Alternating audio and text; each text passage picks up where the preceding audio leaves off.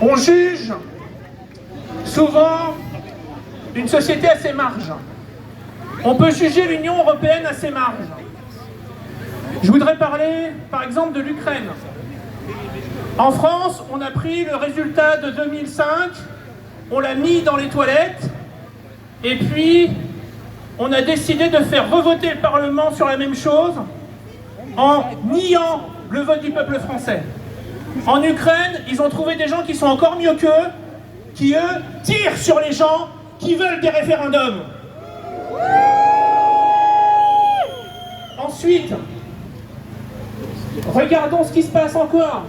Le système qui ne nous donne plus la parole, qui refuse les référendums, aujourd'hui décide d'annuler des élections comme en Roumanie, décide de fermer des chaînes de télévision parce que pas pro-européennes comme en Moldavie, en Ukraine. Et enfin, ce système décide que tous les partis politiques doivent être d'accord avec l'Union européenne.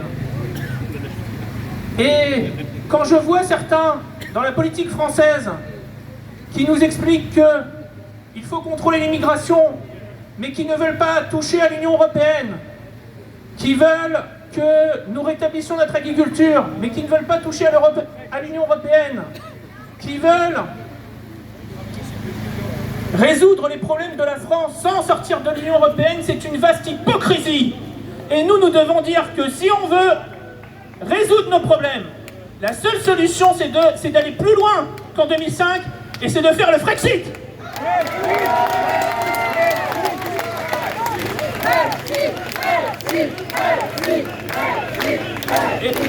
Et enfin, mes chers camarades, nous sommes venus ici pour mettre l'Europe en accusation.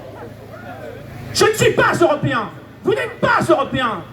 Il n'y avait pas d'Européens à l'usine Whirlpool d'Amiens qui a été délocalisée en Pologne. Il n'y avait pas d'Européens dans l'usine du Giat de Nevers qui a été fermée pour qu'on puisse construire les tanks de l'armée française en Allemagne. Il n'y a pas d'Européens. C'est une vaste hypocrisie, c'est une fumisterie. Il n'y a pas d'Européens. Il n'y a que des victimes de l'Europe. Et c'est le message que nous devons dire à tous nos camarades. Et donc, ces victimes, maintenant, doivent se réunir et se lever pour dire Frexit.